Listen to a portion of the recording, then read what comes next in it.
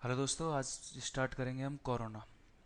Per unit system HVDC complete हो चुका है, तो ये अपना सेगमेंट 2 का थर्ड टॉपिक है कोरोना। कोरोना के अंदर पहले हम डिस्कस कर लेते हैं कि बेसिकली क्या क्या हम लेक्चर में देखने वाले हैं। पहली बात तो हम ये होता क्या है, व्हाट इज़ कोरोना, इसको समझेंगे। उसके बाद कोरोना अगर होता है तो इसको कैसे हम पहचानेंगे कि किसी ट्रांसमिशन लाइन में कोरोना हो रहा है। तो उसकी जो सीक्वेंस होती है, यानी कोरोना होने के बाद कौन कौन सी जो है घटनाएं हो सकती हैं, उन सब का भी जिक्र हम करेंगे। उसके बाद हम देखेंगे मैथमेटिकली कितनी वोल्टेज के बाद कोरोना स्टार्ट हो जाता है। तो उसको क्या बोला जाता है, डिसेप्टिव वोल्टेज क्या है, क्रिटिकल विजुअल वोल्टेज क्या है, तो इन सब की बातें हम करेंगे। उसके बाद हम इनको बोल देते हैं suppose V C V S. और उसके बाद हम बात करेंगे आपके पावर लॉस, कोरोना की वजह से कितना पावर लॉस हो रहा है उसको डिस्कस करेंगे। इन सब को डिस्कस करने का जो पर्पस है वो ये है कि हम ये चीज़ पहचान सके कि कौन कौन से फैक्टर्स हैं जो इफ़ेक्ट करते हैं किसको, कोरोना को अफेक्ट करने वाले कौन कौन से फैक्टर्स हैं, इनको हम डिस्कस करेंगे। वो आपको कहाँ से मिलेंगे, ये जो 3 फॉर्मूले आपको मिलेंगे, इनसे आपको समझ में आ जाएगा कि कोरोना को कौन कौन से फैक्टर हैं जो इफ़ेक्ट करने वाले हैं। नेक्स्ट पॉइंट क्या देखेंगे हम कि हम कौन कौन से मेथड से कोरोना लॉस को कम कर सकते हैं। और उन्हीं में आएगा एक कि हम डायमीटर को इंक्रीज़ करके कोरोना लॉस को कम करते हैं। और वैसा जो करते हैं, कौन से कंडक्टर्स होते हैं, वो आपके होते हैं बंडल कंडक्टर्स। तो वहाँ से हमको एक लिंक मिल जाएगा कि हम बंडल कंडक्टर की स्टडी कर लेंगे। तो ये सब हमें किस में देखना है, कोरोना में देखना है, ठीक है। और इसके जो रिलेटेड एग्जाम से क्वेश्चंस हैं वो हम देखेंगे सेगमेंट 2 के फिनिश होने के बाद। तो हम स्टार्ट करते हैं वन बाय वन। फर्स्ट आप क्या आता है, पहले हम एक फिगर बनाते हैं आपकी। सपोज टू ट्रांसमिशन लाइन्स हैं, क्या है, टू ट्रांसमिशन लाइन्स हैं एक साथ जो हैं वो लगी हुई हैं। इसकी एक हम फेस वोल्टेज ले लेते हैं, वी वोल्टेज है जो लाइन की है, ठीक है। इनके बीच में डिस्टेंस ले लेते हैं हम, डी है सपोज। इसकी जो रेडियस है वो हमने मान लिया कितनी है, आर वोल्टेज है, आर रेडियस है इसकी। तो यहाँ पे होता क्या है बेसिकली कि जो आपका इन दोनों के बीच में क्या है, दोनों के बीच में एयर है, ये क्या है आपकी एयर है, ठीक है। अब जो एयर होती है उसके लिए आपको पता है कि एयर का जो मीडियम है वो कैसा है, डाइलेक्ट्रिक मीडियम है। एयर का कैसा मीडियम है, डाइलेक्ट्रिक मीडियम है। एयर का काम क्या है, एक तरह से इंसुलेशन का काम करती है एयर। पर उसकी जो इंसुलेटिंग स्ट्रेंथ है वो कितनी होती है, यानी कि जो इसकी एयर की जो डाइलेक्ट्रिक स्ट्रेंथ बोल सकते हैं हम इसे, इसकी भी कोई लिमिटेशंस होंगी, कितनी होगी है, ये होती है आपके स्मॉल जी से, इसको हम आगे चैप्टर में लिखेंगे, 21 किलोवोल्ट पर सेंटीमीटर। ये तो है आपकी आरएमएस में वैल्यू। पीक में अगर इसे लिखना चाहें तो क्या लिखेंगे, पीक में बदलना है तो हम जानते हैं क्या करना है। तो ये आपकी आ जाएगी 30 kV पर सेंटीमीटर। इसको हम अगर और अदर वर्ड में लिखना चाहें तो 3 × 10⁶ वोल्ट पर मीटर। तीनों डाटा मैंने आपको नोट करा दिए हैं अलग अलग यूनिट्स में। आपने जो मैथमेटिकली क्वेश्चंस में काम आएगा वो ये वाला आएगा, 21 kV पर सेंटीमीटर आरएमएस वैल्यू, क्योंकि हम जो वोल्टेजेस आगे डिफाइन करेंगे वो सब कौन सी होंगी, आरएमएस वैल्यूज़ होंगी। क्या समझ में आया अभी तक कि दो लाइंस हैं उनके बीच में एयर है और एयर की एक लिमिटेड डाइलेक्ट्रिक स्ट्रेंथ है। यानी कि अगर हम सपोज इस वोल्टेज को इंक्रीज करते जाएं, लाइन की जो वोल्टेज है उसको अगर हम इंक्रीज करते जाएंगे, तो होगा क्या कि एक लिमिट ऐसी आएगी कि जब ये डाइलेक्ट्रिक स्ट्रेंथ जो एयर की है वो क्या हो जाएगी, ब्रेक हो जाएगी। क्योंकि 21 kV पर सेंटीमीटर अभी इसकी डायरेक्ट्रिक स्ट्रेंथ है। अगर उससे ज़्यादा अगर हमने वोल्टेज इंक्रीज कर दी तो होगा क्या कि यहाँ पे जो इंसुलेशन है उसका क्या हो जाएगा, ब्रेक डाउन हो जाएगा। ये कैसे होता है, पहले हमें कुछ आवाज़ सुनाई देगी, इसके बाद हमें क्या दिखेगा, यहाँ पे कुछ कलर दिखेगा सपोज ये आपका। और कलर भी हम बोलें तो ये जो कलर होता है वो कैसा होता है, वॉयलेट कलर का हमें यहाँ पे दिखाई देता है। और ये कलर आपको इजीली डार्क में दिख जाएगा। तो ये आपको यहाँ पे इस तरह से कलर दिखेगा। हम कोई एक कलर यहाँ पे शो कर देते हैं अभी के लिए। ये सपोज आपका क्या दिखा यहाँ पे, कलर इस तरह से यहाँ पे दिखेगा आपको। पहले आपको आवाज़ आई, फिर कुछ कलर दिखाई दिया। अगर कोरोना जो है धीरे धीरे इंक्रीज होता रहेगा, इंक्रीज होता रहेगा, अगर उस पर कंट्रोल नहीं किया गया तो वो क्या बन जाएगा, बाद में एक फ्लैश ओवर बन जाता है। फ्लैश ओवर का मतलब क्या है, यहाँ पे हम देखें, फ्लैश ओवर का मतलब एक आर्क स्टेब्लिश हो जाएगी। ये क्या बन जाएगी, एक आर्क बन जाएगी। और यहाँ पे ये जो कलर में दिख रहा है ये क्या है, कोरोना डिस्चार्ज है, कोरोना डिस्चार्ज। तो बेसिकली क्यों हो रहा है ये, कि जितनी ज़्यादा हम हाई वोल्टेज लाइन में जाते हैं तो जो एयर की इंसुलेशन की प्रॉपर्टी है वो ब्रेक हो जाती है, जिसकी वजह से क्या होती है, एक एयर कोरोना का डिस्चार्ज होता है और उसको कंट्रोल नहीं किया जाएगा तो किस में कन्वर्ट हो जाएगा, आर्क में, या फिर इसको फ्लैश ओवर भी बोल देते हैं। ये तो हमने पावर सिस्टम की लैंग्वेज में इसको समझा। अब इसको फिजिक्स की लैंग्वेज में भी हम समझेंगे जिससे आपको ये अच्छे से क्लियर हो जाएगा। देखिए फिजिक्स में भी ये टॉपिक आता है कोरोना, वहाँ पर इसको कैसे समझाया जाता है वो भी मैं आपको डिफाइन कर देता हूँ। देखिएगा, उसको समझने के लिए आपको एक डीसी पॉइंट ऑफ व्यू से देखना पड़ेगा। आप ऐसे समझिए, दो आपके पास कंडक्टर हैं, एक नेगेटिव कंडक्टर है और एक पॉजिटिव कंडक्टर है। एक कंडक्टर आपका ये है और एक कंडक्टर आपका ये है, ठीक है। तो ये दो कंडक्टर्स हैं, ये अगर नेगेटिव कंडक्टर है तो इसके आउटर लेयर पे क्या होगा, नेगेटिव चार्ज होगा। ये हमने नेगेटिव चार्ज यहाँ पर बना दिया। इस तरह से पॉजिटिव कंडक्टर पे क्या होगा, पॉजिटिव चार्ज होगा। ये सारे क्या बना दिए हमने यहाँ पे, पॉजिटिव चार्ज बना दिए हैं। अब हमें पता है कि जो बीच में कौन सा मीडियम है दोनों लाइंस के बीच में, ये एयर मीडियम है। इसको हम इस तरह से ना बनाएंगे क्योंकि अभी हमें आर्क शो करना है, तो हम बस यहाँ पे लिख देते हैं ये जो मीडियम है क्या है, एयर है। हम जानते हैं कि एयर के अंदर आयोनाइज्ड जो है आपके मॉलिक्यूल्स हो सकते हैं, आयोनाइज्ड मॉलिक्यूल्स हो सकते हैं, आयोनाइज्ड आपका एटम हो सकता है, जैसे आपका Na+ है, ये भी क्या एक आयोनाइज्ड एटम है। तो एयर में भी आपके क्या हो सकते हैं, आयोनाइजेशन हो सकता है किसी भी एक एटम का। कोई एक एटम ऐसा है जो आयोनाइज्ड है, क्या है, आयोनाइज्ड है। कोई एक भी अगर मौजूद है तो क्या होगा यहाँ पे, सपोज ये आपका वो एटम था जो आयोनाइज्ड था, ये उसका न्यूक्लियस हो गया और ये आपके क्या बन जाएंगे यहाँ पे, उसकी जो है इलेक्ट्रॉन्स के सेल्स बन जाएंगे। तो ये अगर आयोनाइज्ड है इसका मतलब क्या है, ये पॉजिटिव चार्ज है और इलेक्ट्रॉन इसने बाहर किया हुआ है, तभी तो ये पॉजिटिव चार्ज बना है। एयर में अगर कोई भी पॉजिटिव चार्ज है तो इसका मतलब क्या है कि इलेक्ट्रॉन उससे बाहर आ चुका है एटम से। तो ये दोनों चीज़ हैं, पहले से कोई मौजूद है सपोज, ठीक है। अब यहाँ पे नेगेटिव आयन होने की वजह से क्या होगा, ये पॉजिटिव कहाँ जाएगा, इसकी तरफ जाएगा, और इलेक्ट्रॉन कहाँ जाएगा, इधर जाएगा। सेम फिनोमेना कहाँ होगा, पॉजिटिव जो आपकी पोल है, पॉजिटिव ट्रांसमिशन लाइन है, उसके पास में भी यही फिनोमेना होगा, बट यहाँ पे उल्टा होगा। क्या होगा, ये सपोज आपका एटम था और यहाँ पे इलेक्ट्रॉन था, यहाँ पे क्या होगा, इलेक्ट्रॉन तो जाएगा आपके किसके पास, कंडक्टर के पास, और आयन कहाँ पे जाएगा, उससे अपोजिट डायरेक्शन में जाएगा।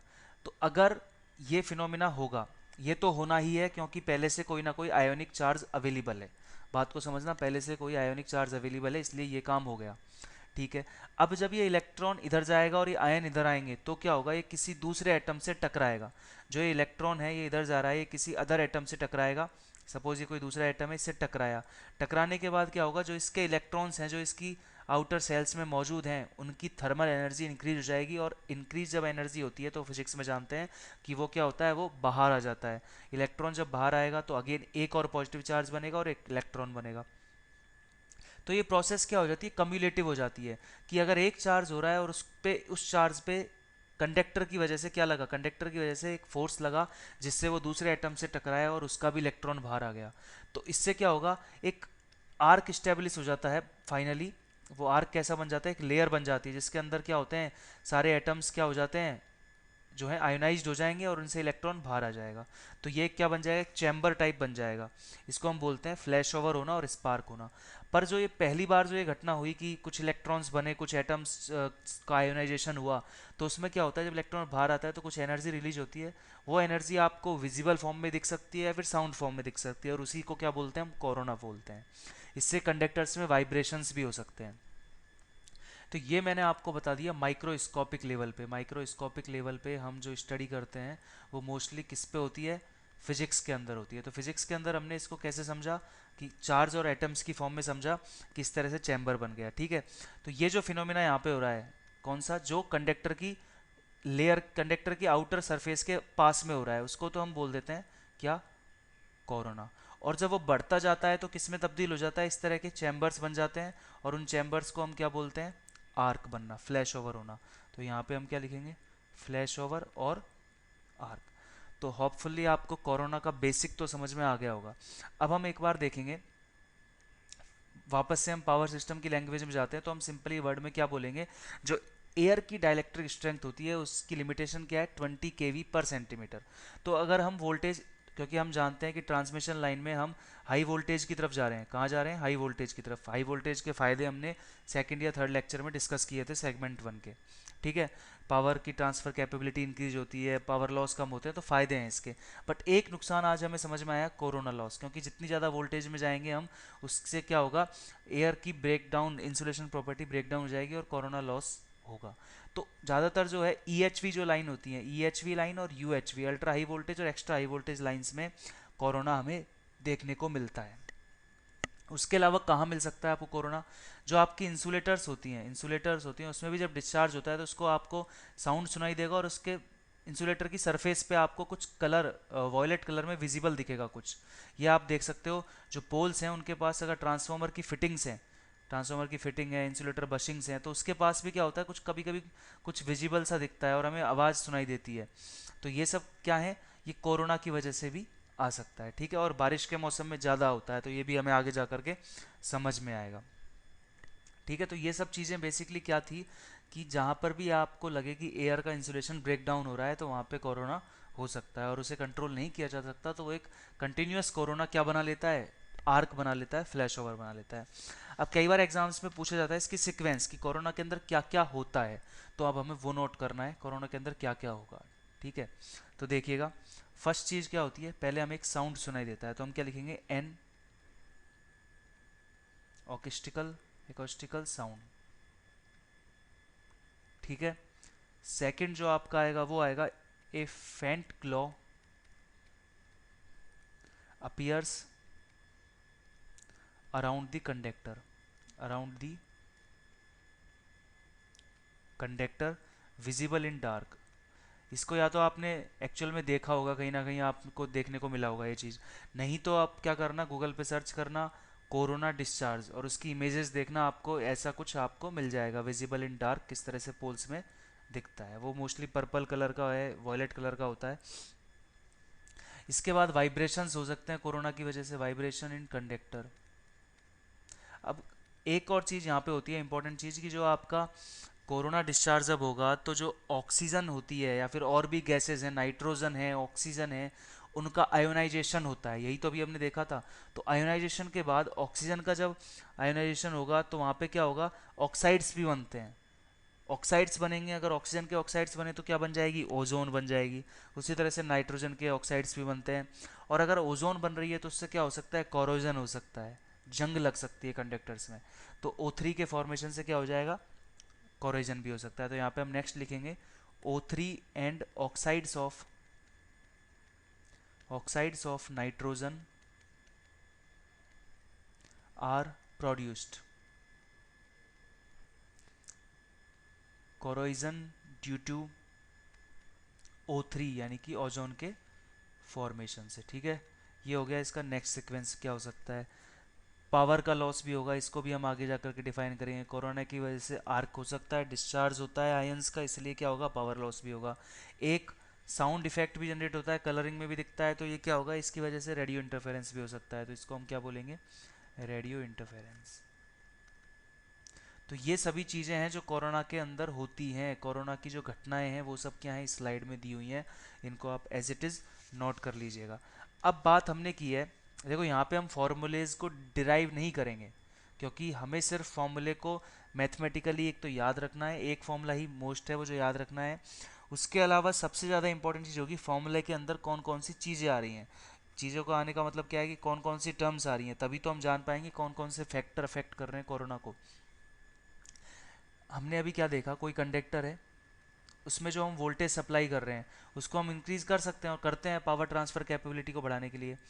तो अब हम क्या देखेंगे कि कितनी वोल्टेज पे आपके कोरोना स्टार्ट हो जाता है, और कोरोना स्टार्ट कैसे होता है, साउंड की फॉर्म में होता है। तो हम इसको बोलते हैं क्रिटिकल डिसरप्टिव वोल्टेज। फिर सुन लीजिएगा, क्रिटिकल डिसरप्टिव वोल्टेज, जिस वोल्टेज पे कोरोना इनिशिएट होता है, यानी कि साउंड इनिशिएट होता है, विजिबल नहीं हुआ है अभी, सिर्फ इनिशिएट हुआ है, तो उस वोल्टेज को हम बोलते हैं VC, corona critical disruptive voltage. VC से हम इसको शो करेंगे। तो आप सपोज फेस वोल्टेज, ये कंडक्टर की फेस वोल्टेज है, ये आपकी क्या है, VC है, यानी कि कोरोना की डिसरप्टिव वोल्टेज है। ठीक है, क्रिटिकल डिसरप्टिव वोल्टेज। तो आपको कोशिश क्या करनी है कि VC है वो ज़्यादा रहे। क्यों ज़्यादा होना चाहिए? VC ज़्यादा होगा तो हम ज़्यादा वोल्टेज तक सप्लाई कर सकते हैं, क्योंकि VC अगर कम है तो कम वोल्टेज पे कोरोना हो जाएगा। तो ये तो चाहिए ही नहीं हमें। हमें क्या चाहिए कि ज़्यादा ज़्यादा वोल्टेज पे हम सप्लाई कर सकें। तो हमें क्या करना होगा? कोरोना को कम करने का मतलब क्या है कि कुल मिलाकर जो अभी हम वोल्टेज पढ़ने वाले हैं, क्रिटिकल डिसरप्टिव वोल्टेज, उसको बढ़ाना होगा। इसको बढ़ाने का मतलब क्या है कि कोरोना होने के लिए अब ज़्यादा वोल्टेज की आवश्यकता है। इस बात को समझिएगा, ठीक है। तो अब स्टार्ट करते हैं हम corona disruptive voltage.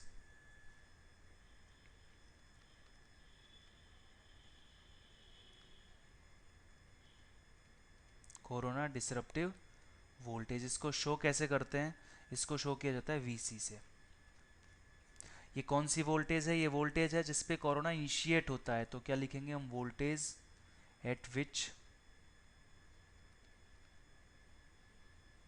Corona initiated, ठीक है। और यहाँ पे ओनली साउंड होगा, only sound not visible, only sound not visible, ठीक है। अब इसका फॉर्मूले को आप ध्यान से CTM कर लेना, कमिट टू मेमोरी कर लेना इसको। VC क्या होता है? mg r delta. ये सब टर्म्स क्या है समझाऊंगा, वही ज़्यादा ज़रूरी है। log e d by small r, ठीक है। ये फॉर्मूला किस फॉर्म में है? किलो वोल्ट पर फेस है, किलो वोल्ट पर फेस। और ये वैल्यू कौन सी है? RMS वैल्यू है, किलो वोल्ट पर फेस। और वैल्यू कौन सी है? RMS वैल्यू है। ये इंपॉर्टेंट चीज़ है जो आपको याद रखनी है, ठीक है।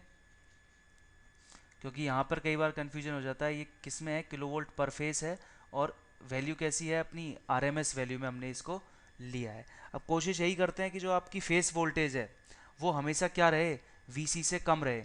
क्योंकि अगर आपकी फेस वोल्टेज VC से ज़्यादा हो गई तो कोरोना हो जाएगा। ये बहुत इंपॉर्टेंट पॉइंट है, मैं आगे नोट भी कराऊंगा कि जो आप ट्रांसमिशन कर रहे हो, जो फेस वोल्टेज, इस फेस वोल्टेज पे ट्रांसमिशन कर रहे हो, वो अगर आपकी कोरोना डिसरप्टिव वोल्टेज से कम है, कोरोना डिसरप्टिव के साथ यहाँ पे लिखना critical, corona critical disruptive voltage से अगर कम है तो कोरोना नहीं होगा। अगर क्रिटिकल डिसरप्टिव वोल्टेज से ज़्यादा हो जाएगा तो कोरोना भी होगा, ठीक है।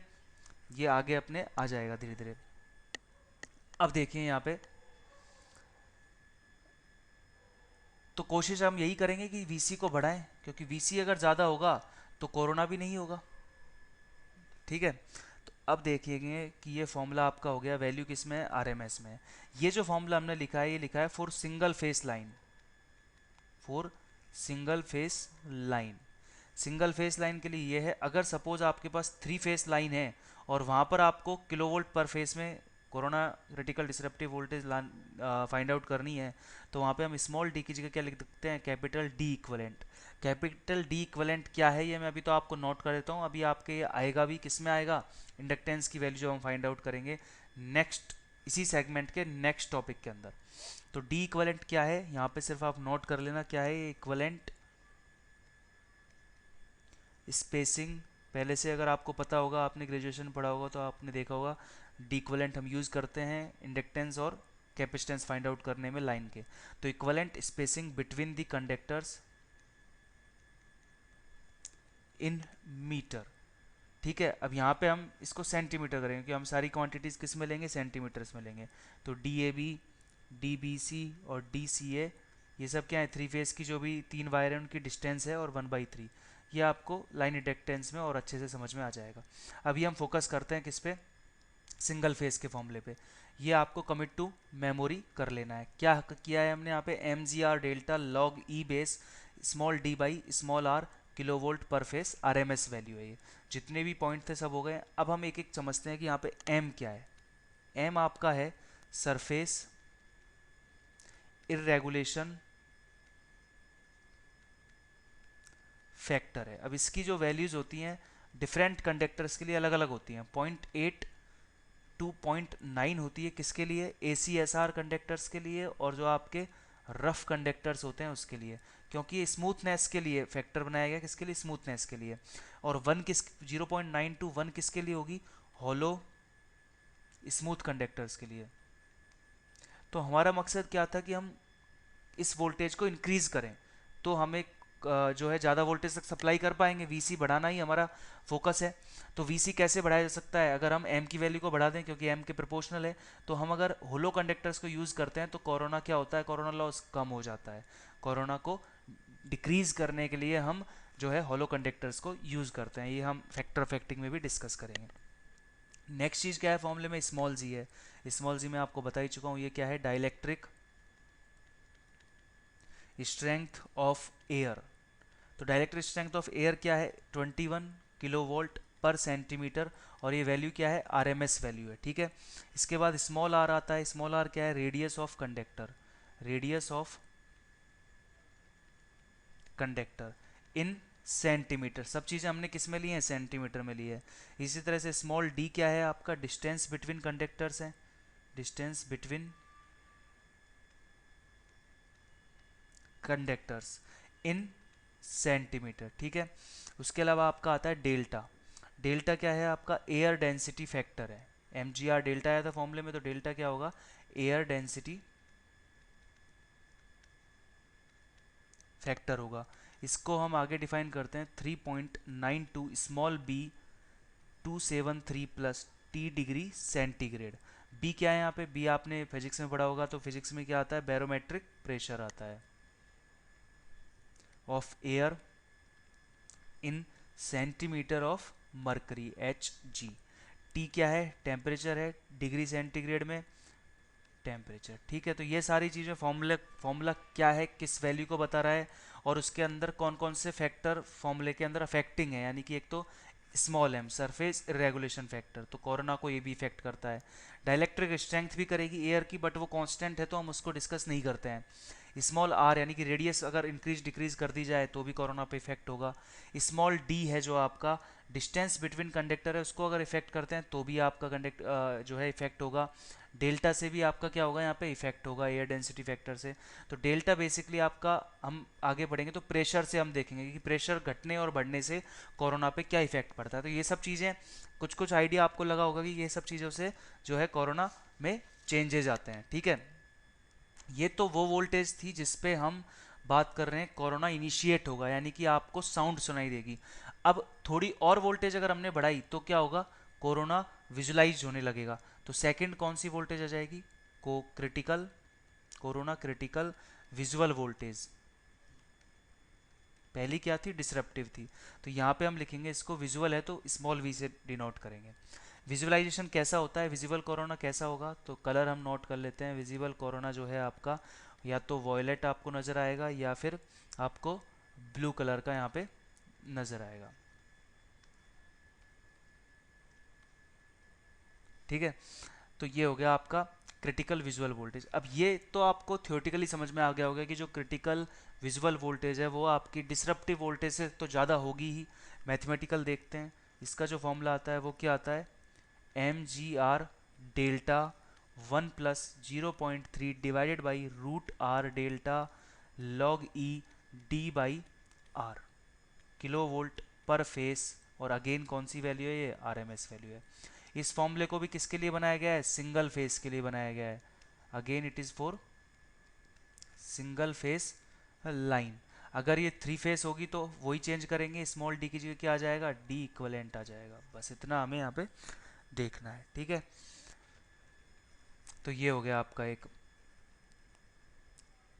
अब इतना समझ में आ गया, फॉर्मूले से भी देखने को मिल रहा है कि ये वोल्टेज कहीं ना कहीं, क्योंकि लास्ट वाली वोल्टेज क्या थी? Only M G R delta log e d by r था। यहाँ पे क्या हुआ? एक क्वांटिटी से मल्टीप्लाई हुआ है, तो हमें पता चल गया मैथमेटिकली कि जो वी वी है वो वी सी से क्या है? ज़्यादा है। यानी कि विजुलाइज कोरोना के लिए ज़्यादा वोल्टेज की रिक्वायरमेंट है। अगर आपका कोरोना से जस्ट इनिशिएट होता है तो वो कम वोल्टेज पे हो जाएगा। किससे? विजुअल वोल्टेज से। तो इस पॉइंट को भी हम नोट करेंगे यहाँ पे। ये पॉइंट क्या होगा आपका? Visual glow of corona occurs at a voltage higher than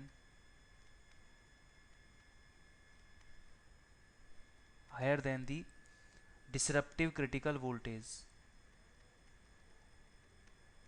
disruptive critical voltage, ठीक है। ये हो गया आपका। थर्ड क्या आएगा आपके पास यहाँ पे, कोरोना पावर लॉस।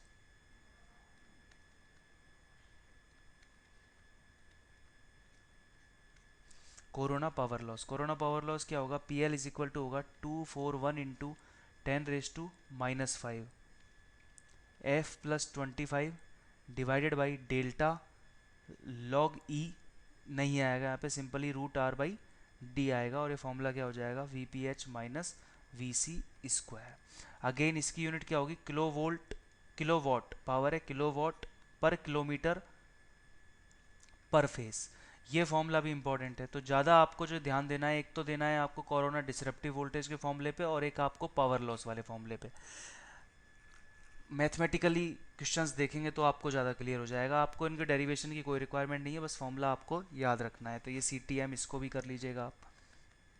बाकी फर्स्ट वाला फॉर्मूला ज़्यादा इंपॉर्टेंट था, सिंपल भी है, याद हो सकता है, M G R delta log e d by r. ठीक है, अब यहाँ पे एक चीज़ देखने को मिली कि जो आपकी वी पी एच और वी सी है, अगर इंपॉर्टेंट चीज़ है आप इसको समझिएगा, कि जो आपकी वी पी एच वी सी से अगर ज़्यादा है, वी पी एच वी सी से ज़्यादा है, तभी ये क्वांटिटी क्या आएगी, पॉजिटिव आएगी। इसका स्क्वायर कर लेंगे तो आपको पावर लॉस मिल जाएगा। पर अगर आपका जो वी पी एच है वो अगर वी सी से कम है या उसके इक्वल है, तो हम इस फॉर्मूले को यूज़ ही नहीं करते हैं। क्यों यूज़ नहीं करते हैं, क्योंकि इस केस में कोरोना ही नहीं होगा, तब पावर लॉस थोड़ी निकाला जाएगा। इस बात को फिर से समझना, मैं यहाँ पे क्या बोल रहा हूँ, कि आपके पास क्या देखने को मिला यहाँ पे, अगर वी पी एच वी सी से ज़्यादा है तभी तो कोरोना होगा, क्योंकि वी सी क्या है यहाँ पे, कोरोना डिसरप्टिव वोल्टेज है, जो हमने पहली वोल्टेज जो देखी थी, नंबर 1 पॉइंट जो था। तो अगर आपकी जो फेस वोल्टेज है अगर उस वोल्टेज से ज़्यादा है तभी कोरोना होगा, अदरवाइज तो कोरोना ही नहीं होगा। तो जब आपका वी पी एच और वी पी एच अगर वी सी से कम है या उसके बराबर है, तो हम इस फॉर्मूले को ही डिस्कस नहीं करते हैं, इस फॉर्मूले की वैलिडिटी ही खत्म हो जाती है। फॉर्मूला कब वैलिड होगा, जब आपका वी पी एच जो है वी सी से क्या हो, ज़्यादा हो, क्योंकि तभी आपका पावर लॉस होगा। अदरवाइज तो पावर लॉस ही नहीं होगा, तो हम उस फॉर्मूले को यूज़ भी नहीं करेंगे। ऐसा नहीं करना है कि अगर आपको किसी क्वेश्चंस में वी पी एच वी सी से कम है तो आप इस फॉर्मूले को यूज़ नहीं करोगे। अकॉर्डिंग टू फॉर्मूला तो आपको आंसर मिल जाएगा, क्योंकि V P H minus V C करोगे तो नेगेटिव क्वांटिटी आएगी, इसका स्क्वायर करोगे पॉजिटिव हो जाएगा और आपको पावर लॉस मिल जाएगा। बट ये थियोरेटिकली पॉसिबल नहीं है। तो इस फॉर्मूले की वैलिडिटी कब तक है, जब आपकी phase voltage critical disruptive voltage से ज़्यादा हो, उसके बराबर या उससे कम है तो ये फॉर्मूला वैलिड नहीं होगा। तो हम इसको नोट कर लेते हैं यहाँ पे, इस पॉइंट को। ये पॉइंट क्या कहता है आपका, इस फॉर्मूले के अंदर क्या लिखना है, इसी स्लाइड में देख लेना, कि जो आपका पहली बात तो वी पी एच जो यहाँ पे लिखा हुआ है वो किसको बता रहा है, वी पी एच बता रहा है आपका operating phase voltage of transmission line, किसमें है ये, किलो वोल्ट पर फेस में होगी, और ये आर एम एस वैल्यू होगी। ये सब बातें मैं आपको बता चुका हूँ, आर एम एस वैल्यू हम यूज़ करते हैं, और ये वैल्यू क्या है आपकी फेस वोल्टेज है। ठीक है, अब कोरोना कब होता है, कोरोना अकर्स, इसको हम यहाँ लिखते हैं,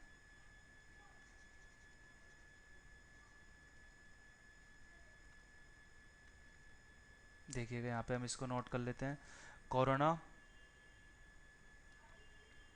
अकर्स कब होगा कोरोना, और कोरोना जब होगा तभी ये फॉर्मूला भी वैलिड होगा। इस बात को ध्यान से समझना, कोरोना होगा तभी ये फॉर्मूला वैलिड होगा।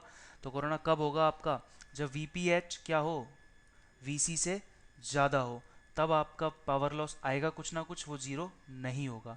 अदरवाइज यहाँ पे क्या लिखोगे, अगर ये केस नहीं है और इफ़ वी पी एच अगर आपका कम आ रहा है किससे, क्रिटिकल डिसरप्टिव वोल्टेज से, और या फिर उसके बराबर आ रहा है, तो कोई कोरोना नहीं होगा, नो कोरोना, कोरोना नहीं होगा तो लॉस भी क्या होगा, ज़ीरो होगा, और फॉर्मूला क्या हो जाएगा, इनवैलिड हो जाएगा।